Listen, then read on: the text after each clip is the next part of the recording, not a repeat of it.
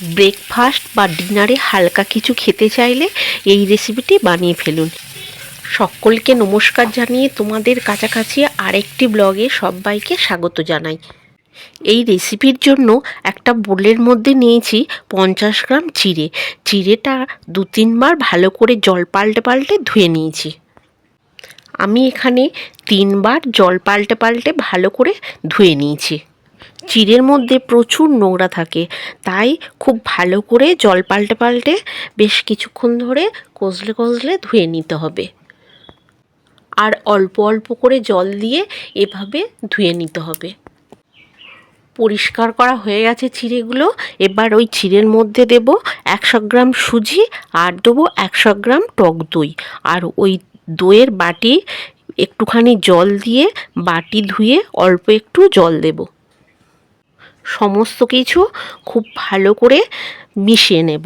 তারপরে 10 মিনিট ঢেকে রেখে দেব। এই রেসিপিটি যেমন কম সময়ে বানানো যায় তেমনি খেতে দারুণ লাগে। ঢাকা খুলে 10 মিনিট পর দেখুন চিড়ে সুজি খুব ভালো করে ভিজে গেছে। আর দেখুন জলও কিন্তু একদম নেই, ঝরঝরে হয়ে গেছে। এইভাবে কিন্তু অল্প জল দিয়ে ভিজিয়ে রাখতে হবে।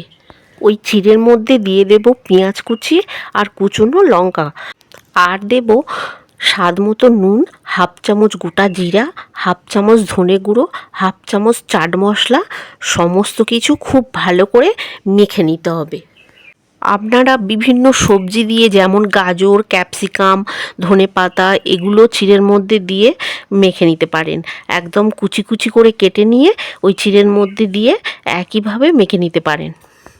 সমস্ত কিছু খুব ভালো করে আটা ময়দা মাখার মতো মেখে নিতে হবে। একটা ডো তৈরি করে নেব। হাতের সাহায্যে ডো থেকে কিছুটা করে নিয়ে এইভাবে শেপ দিয়ে তৈরি করে নেব। হাতের সাহায্যে গোলাকার পাকিয়ে তারপর চ্যাপ্টা করে একটা শেপ দিয়ে নেব। এগুলো তৈরি করতে কোনো রকম অসুবিধা হয় না, খুব সহজে তৈরি করে নেওয়া যায়।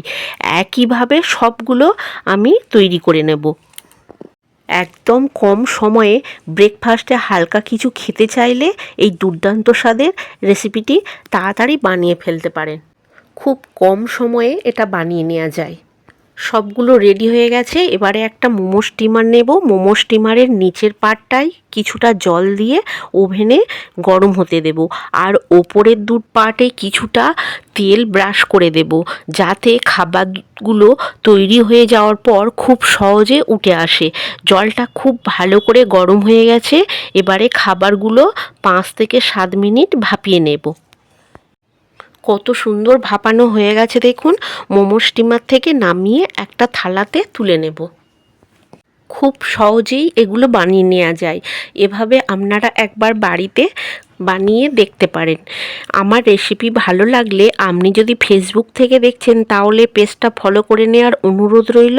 আর ইউটিউব থেকে দেখলে চ্যানেলটাকে সাবস্ক্রাইব করে নেওয়ার অনুরোধ রইল। এই খাবারগুলোর আরও টেস্ট বাড়ানোর জন্য একটা প্যান ফ্রাইয়ে অল্প একটু সাদা তেল দেব। তেল গরম হলে দেব 1/2 চামচ কালো সর্ষে আর 1 চামচ সাদা তিল, 10-12টা কারি পাতা দিয়ে লো ফ্লেমে সবগুলো হালকা নাড়াচাড়া করে ভেজে নেব। সবগুলো হালকা ভাজা হয়ে গেলে চিড়ের খাবারগুলো ওই প্যান ফ্রাইয়ের মধ্যে দিয়ে দেব। দিয়ে 1 মিনিট মতো হালকা নাড়াচাড়া করে নিয়ে নেব। বেশিক্ষণ নাড়াচাড়া করতে হবে না, হালকা করে 1 মিনিট মতো ভেজে নিতে হবে। তাহলে খাবারগুলো নরম থাকবে আর খেতেও দুর্দান্ত স্বাদের হবে। খুব কম সময়ে এই রকম স্বাস্থ্যকর খাবার থাকলে আর কিছু লাগবে না। টমেটো সসের সঙ্গে পরিবেশন করেছিলাম, খুব ভালো খেতে হয়েছিল। এই খাবারটা আমার পরিবারের এতটা পছন্দের, চলুন আপনাদের সাথে শেয়ার করি। খেলা তো দেখছি সন্ধ্যাবেলা কি বানিয়েছি একটু দাও খাই, খেলা দেখি আর ওইটা খাই একটু করে।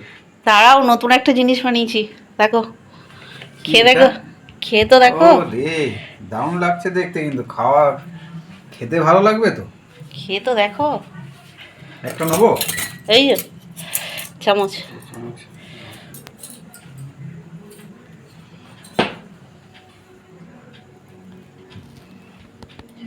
মেয়ে সবে ফিরেছে অফিস থেকে।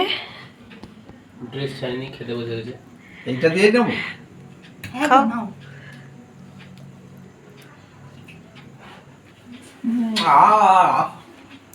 কেমন হয়েছে বলো? দারুণ দারুণ। এটা আমার জন্য রাখবো, আমি রাতে এই খেয়ে থাকবো। দারুণ দারুণ দারুণ হয়েছে গো। মেয়ে এখনো ড্রেস ছাড়েনি, ভালো হয়েছে। বসেছে খেতে। এই যে একটা, এই একটা দেখো, ও এসে টিউশন থেকে এসেছে এখনো ড্রেস। এটা কি কি দিয়ে বানিয়েছি বলো? চিড়ে, সুজি আর টক দই, পেঁয়াজ আছে দেখতে পাচ্ছি।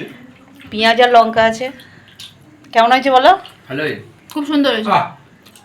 এরকম মাঝে মধ্যে এরকম বেশি করে করে বানাও, খুব সুন্দর হয়েছে। ভালোই। রেখে রেখে খেতে হবে, অনেকদিন ধরে খাবো।